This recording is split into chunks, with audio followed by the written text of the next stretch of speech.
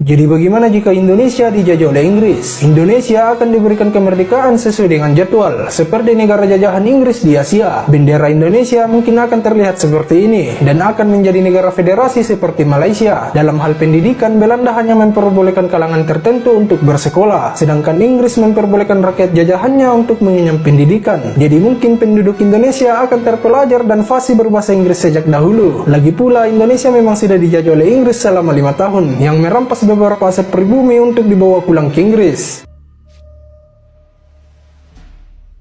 Berdasarkan artikel yang aku baca itu, Inggris itu sempat menjajah Indonesia pada tahun 1811 sampai dengan 1816. Berdasarkan sejarah, Inggris mengirimkan Stamford Raffles ke Indonesia pada masa penjajahannya. Nah, Raffles itu menghapus sistem monopoli perdagangan. Sistem tanam paksa yang dulu Belanda terapkan, dia mengubahnya menjadi sistem yang dinilai lebih adil.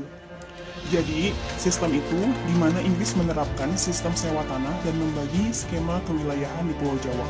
Raffles juga menunjuk bupati lokal sebagai bagian dari pemerintahan. Nah, namun, mengapa Indonesia tidak masuk ke dalam persemakmuran Inggris?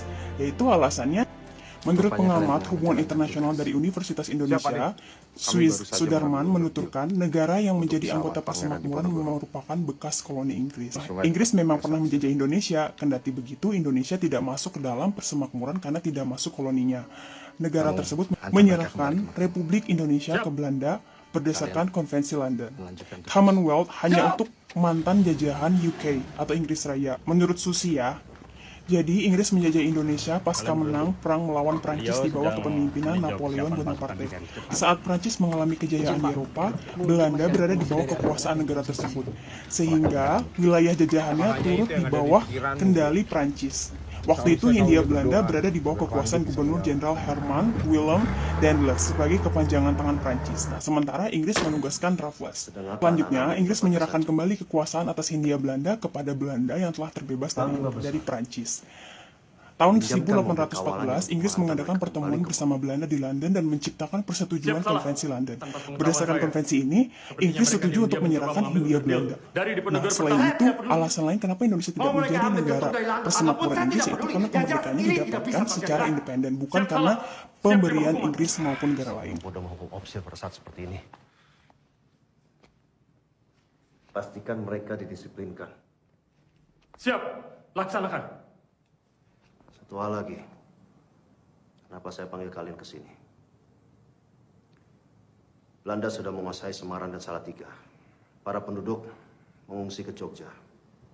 Kita kekurangan obat-obatan. Kita diminta untuk berangkat ke Singapura demi mengambil bantuan medis. Saya butuh orang-orang yang dapat dipercaya untuk berangkat. Yaitu Karbol, Siap. Cipto, Siap. dan juga Marmo. Izin, Pak. Lantas bagaimana dengan Maguwo?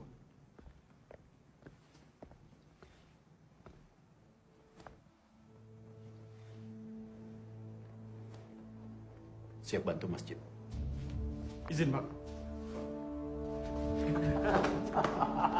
Black Maskon, si jimat hitam. Puluhan kali misi terbang dan selalu membawa pasukan dengan selamat. Udah Nusantara diarungi, udara Eropa kau kuasai juga. Berita di luar itu suka melebih-lebihkan. Justru semua orang juga tahu kabar ini mengurang-urangi.